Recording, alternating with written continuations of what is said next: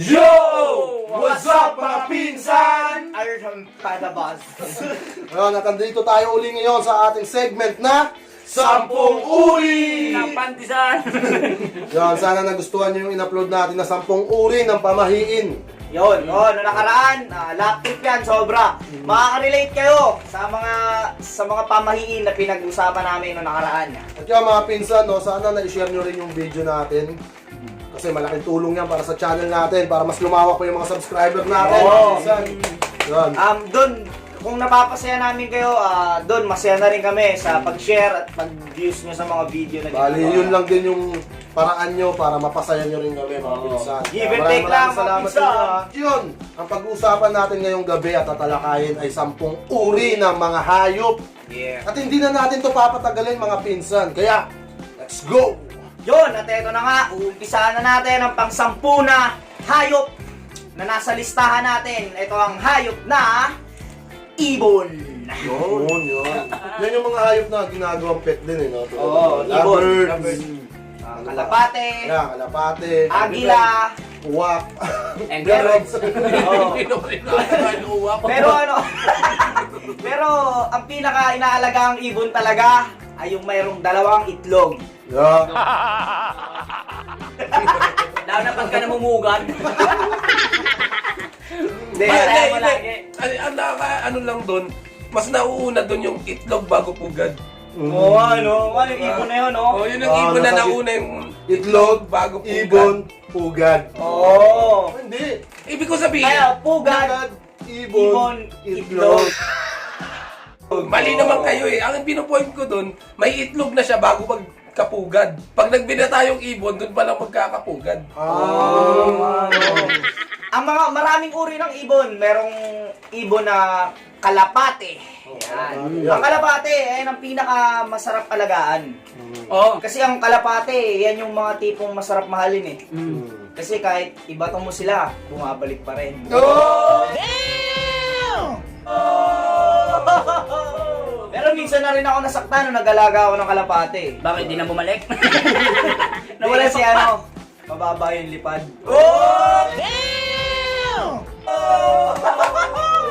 Kaya pala minsan, yung nanay ng kalapate, yung anak niya, inaakin niya patangas, tinuturuan niya. Oo nga. Minsan mo, tatawagin ng pokpok niyan. Tawagin ko pokpok yun.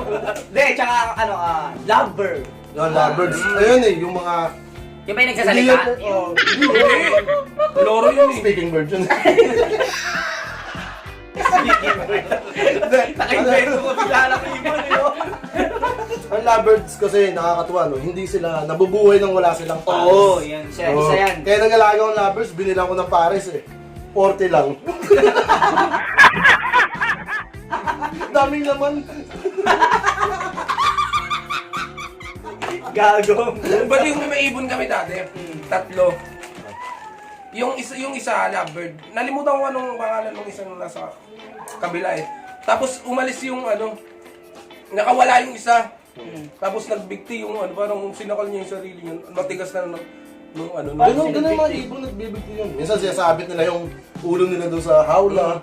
Iniipit Sa nila. amin din Kaya meron. ngayon tanong ko, bakit kaya siya nagbigti? Bakit? Broken. Kaya umalis yung partner niya, nalaman na may relasyon sila ng isang ibon namin. Sa pala yun. Triangle. Triangle din pala yun, no? Lovebird triangle. At ang pang-siyam natin na hayop, ang kabayo!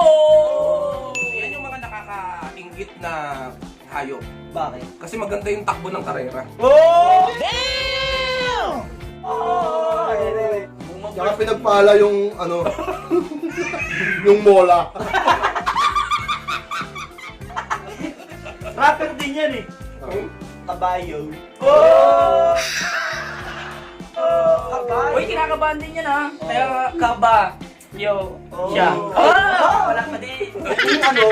Yung kabayo, tumatakbo. Tayo naman yung tumatakbo sa kanila kapag may problema. Oh. Sa red doors. Oh. Tama. Ang laki ng tubo niya, pre. Tubo. Yung niya.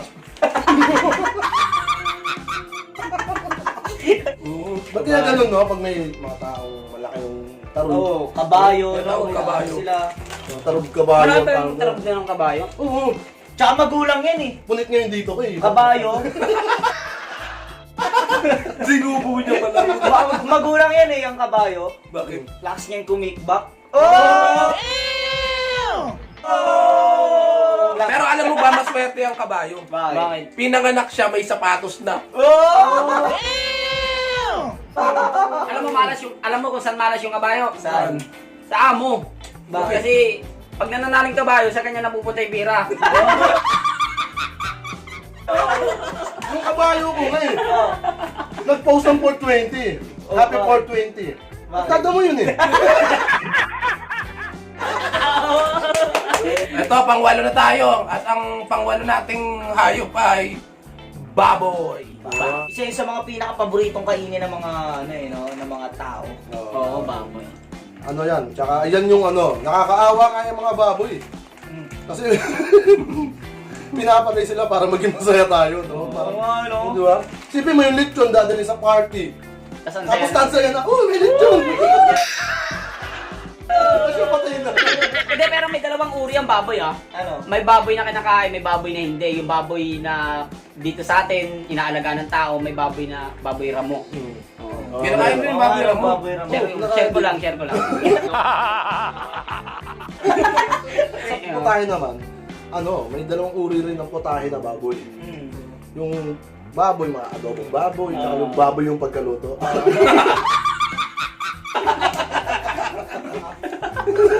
Kaning baboy, no? Galing baboy yun. Mas baboy yun. Binaboy ng baboy. Ayan ang hayop na ano eh, na cute. No? Cute, Cute yung baboy Oh, niya. tsaka walang sinasantong pagkain yan. Nakikita mo yung kaning baboy, kahit may pampers, go lang. Pero kinakain pa rin natin eh, no? Oo, pero kinakain pa rin natin, no? Kaya nga Iba sabi... kasi yung lasa talaga ng taba ng baboy sa taba ng tao. Oh. Hindi nga natin kinakain yung tao eh. Kasi tayo yun eh. Hindi kumakain tayo ng tao, di ba? Ano? Hindi ah. Uy, ay tayo pala yung nakain ko. At yun, mga pinsan, dadako naman tayo sa pampito natin na hayop. Yan ang pambansang hayop. Kalabaw. Baw ka na. Eh, yung mga masisipag eh. Ah, masipag. Kung ibabaw. Uy, kalabaw, Hindi, pero babaw. sa akin, sabi nila masipag daw ang kalabaw. Oo. Pero para sa akin, mas masipag ang magsasaka. Bakit? Hindi naman sila gagalaw pag di sila pinagalaw.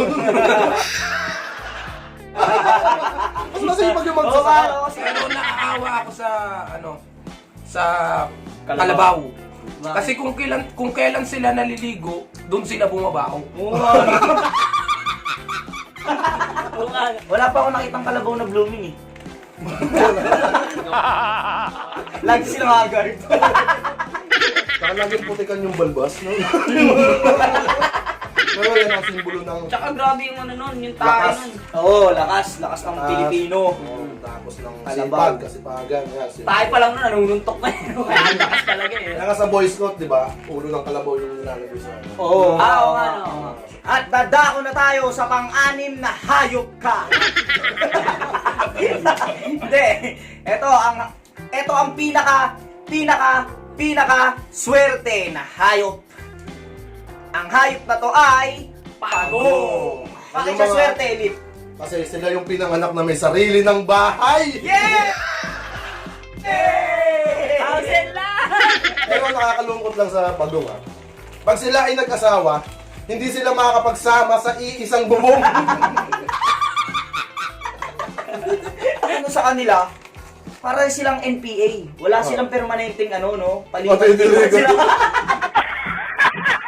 Pre, taga rito si ano eh. Si ano, ganito. Taga rito yan. Tapos bukas wala na naman. Araw-araw lumilipat.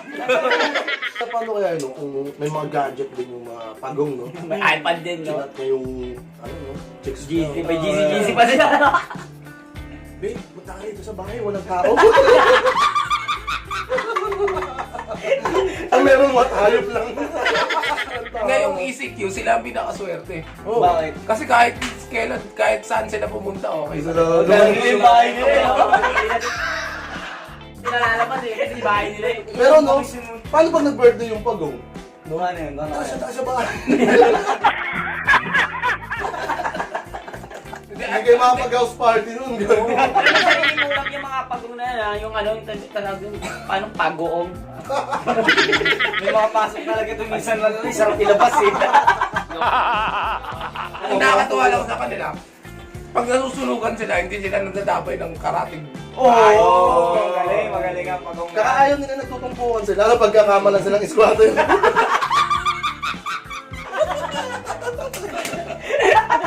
Gago. Tikit-tikit na bahay. Tsaka ano no, tsaka hindi sila, kunyari may utang yung pagong. Pag pinunta mo siya sa bahay, nandun talaga siya, di ba? Pero pre, wala ka doon sa bahay mo. Sabi na, pwede ba yun? Ang mahirap lang doon, kung saan mo hanapin yung bahay niya. Oo. Ayun lang yung ano doon, Mga, challenge. lumilipat sila ng lugar pero ng bahay hindi. At yon mga pinsan, dumako na tayo sa panlima na uri ng mga hayop.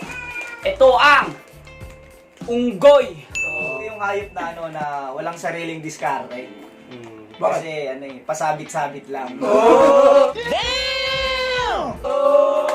Nakakaramihan ng mga unggoy. Eh, man na nga, nanonood din ng vlogs natin. Ayan, oh. Alam ko! Magka-comment ka ng masama. Magka-comment ka ng masama, Goy. Goy. Kala mo tropa talaga puta. Yo, what's up, Goy? Ano lang sila eh, dati sa puno lang sila eh, no? Hmm. Ngayon nasa net na. Oh! Punit! Puno, net, punit. Isa yan sa mga matatalino. Oo. Matatalino. Ayun. Kayang pumakyo yan pag galit. Sa mga unggoy, kaya ang lalaki na ng katawan ng unggoy kasi nga laging banana yung kinakain nila. Tsaka ano, Potassium kasi yun. stretching na rin yung pagkasasabit Mga gorilla, sila. gano'n, no? Pero yung mga ibang unggoy, hindi naman ganun kalalaki katawan. No? Maliliit. Tangina mo ba ako yung unggoy? Ayan, isa yan sa mga paborito kong hayop, unggoy, dahil sobrang talino, sobrang galing. Tsaka ano yun? Ano nyo, supportahan nyo yung ano niya, subscribe kayo sa vlogs niya, Keeper Bros. At yun mga pinsan, dadako na tayo sa pang-apat natin na hayop. Yan ang ahas. Yan, napaka-delikadong kaibigan yan. Sobrang delikado. Ang nakakainis sa mga ahas, sa una, ano sila, sa talahiban sila gumagapang, tapos malalaman mo pagdating ng araw sa jowa mo na. Oh!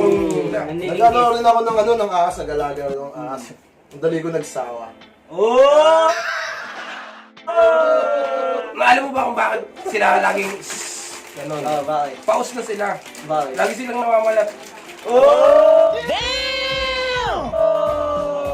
Isa rin yun sa mga pinaka-bobong hayop. Bakit? Silang yung alam.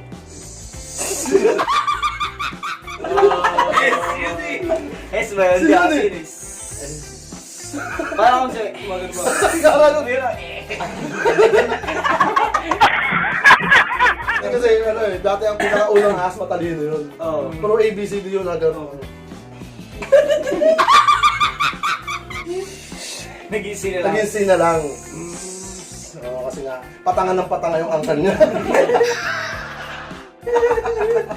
Ang ahas kasi anak ng ano, sumo wrestler eh. Bakit? May Honda. Anak Honda. At dito na tayo sa pangatlong hayop. Hayop ka! Isda! Isa yan sa mga bumubuhay sa mga tao. Ayan ang pinaka-healthy na meat.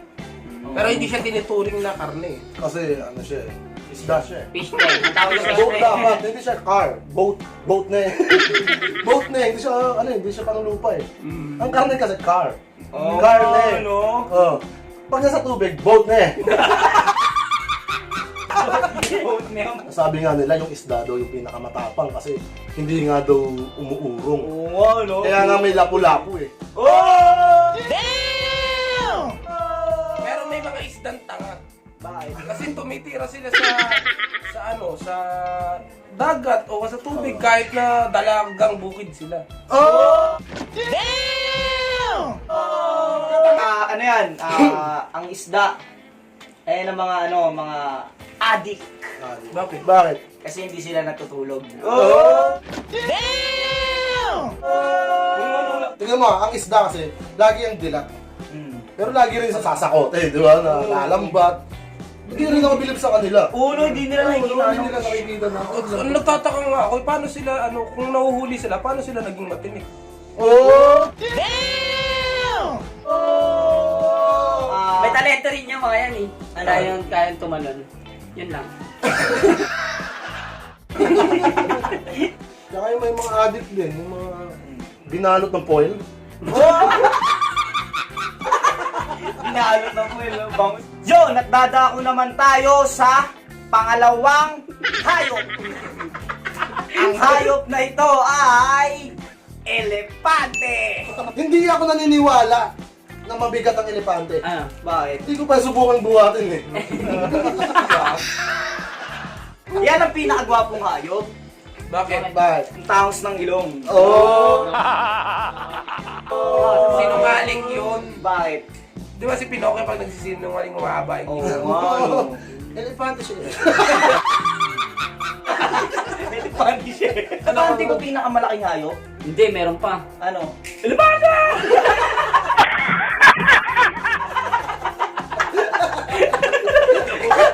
Kaya ang mas malaki sa elepante yung elegante. Oo. Elegante. Igante? Agante. Hindi rin nila kaya magbibing yan eh, no? Nagtataka lang ako bakit yung pangil nila nandito. Oo, ano, yung dito. Pangil ba yun? Hindi. Wala. Hindi, dito yun. Hindi, Nasa ano, taas na sa ano yun. Kasi may ganyan sila. Na-invento dati nung ano yan, nung 1880s. Para dito yan sa signal nila pagka mawala sila. Kasi yung anak ko dito! Signal lang po. Ano nun, no? Parang, sa akin, parang siya yung pinakamabait na hayop kung titignan mo. No? Elepante. Bakit? Hindi, ayun nga, pag nakikita mo yung postura niya, Nakakatakot nga sa personal yun eh. hindi, lagi, pag nakita mo yung mata niya, laging, ano, parang papungay. Kapungay. Nagdadamo rin kasi. Nagdadamo. Pag nakita ng elepante na Ako na yung naka-elephant. ay. Yun! At dadako na tayo sa pinakahuling-huling hayop. Ito ang hayop na... Giraffe! Ayun yung mga hayop na hindi talaga yumaman kasi sila ay giraffe. Pero kahit giraffe sila, masyado silang mapagmataas. Oh! Ano yan eh? Gangster na rapper pa. G-Rap! Pero mahirap silang jowain. Bakit? Ang hirap romansahin nun. Yun yung yun yung hayop na kahit hindi pa napipilaya, may stick-stick na. Mga ganyan. Pre! Saan punta? Dito lang, pre! Ganyan dito na, pre, no? Sa giraffe kasi, ang tingin ng mga hayop dyan is snappers. Bakit? Hindi siya. Pag nagkakasalubong sila, hindi nila alam kung binabati sila. Lalo na yung baboy. Parang magkaaway yan eh. Kasi yung baboy nakayuko, siya naman yung taas. Hindi ko na namamansin ko eh. Hindi nila nagpapansin. Kung nag-aaral yung mga yan, putang ina, lalakas mga opya yan. Oo, gago. Nakadungaw na ano, sa pakot ko. Sa baon, di ba? Sa ganung height ng giraffe, talagang hindi sila pinalad na maipunta sa syudad, no? Oo. Kasi pag may, may nadaanan kayong kunwari, overpass. Yung pet mo, pinapatayin mo, no? Overpass, paano mo? Nakadungaw lang. Paano to? Tsaka kaya para na nilagay yung mga giraffe dun sa sa bukid kasi syempre pag nilagyan dun ng mga skyway baka maano yung tao magulat syempre nasa skyway sila tapos yung ulo ng giraffe nakagano sa kanila. Uy, pre, punta! Tsaka sa giraffe, may hirapan ka talaga malaman kung sino yung babae o lalaki. Bakit? Wala sa kanilang may Adam's apple. Oo, ano? Ay na mga hayop na hindi kaya magpamatay. Bakit? Hindi nila kaya magdigdi. Kasi, Kung usapang forma, magkakaroon ng hip-hop na giraffe, pero walang magkakaroon ng K-pop na giraffe. bakit? Isipin mo naka-turtleneck. Naka-turtleneck lang po. Leg ba talaga nila? Leg yun. Oo, Leg yun. Hindi naman yung kamao. Eh, pero tingnan ko likod yun. Ganda tignan eh. Siguro nung pinasok ni Noah lahat ng hayop sa barko, Wala siyang nasa giraffe. ulihan yun, no? Hindi, wala nga yata siyang giraffe eh. Hindi, nasa ulian, nasa ano sila, nasa labas sila. Kasi sabi ni Noah, pad your height. Tsaka ano no, pag yung giraffe na nagpakasal. Isipin mo, nakabelo. Yung pinatas yun ang pangasawa niya, ano, yung pangasawa niya mas maliit sa kanya, no? Yung kiss the bride. Kaya yung ano, yung giraffe, pwede rin yung maging ano, bouncer, no? Hindi na kailangan maggagala, kasi yung ulo na nakaganon na. Ay, patay na po, wag ka magdala niya ng ano. Tsaka mga pinsan, yung mga 10 uri natin na mga hayop, no? Tutusin, napakarami pang hayop. Oo. Ha? Kaya yung iba hindi namin sinama para may part 2 pa to. Oo, marami pa tayo. Oo, Kailangan kasi, madugtungan tong mga hayop na to. At yun mga pinsan, dito na tayo nagtatapos. Sana i-share nyo tong video na to. At syempre para mas lumawak pa yung ating subscribers. Maraming salamat palagi sa suporta nyo mga pinsan. God bless. Wala mo nang lalabas ng bahay. Stay safe. Panalangin natin na matapos na to. At yun, hanggang sa muli mga pinsan, kami ang Three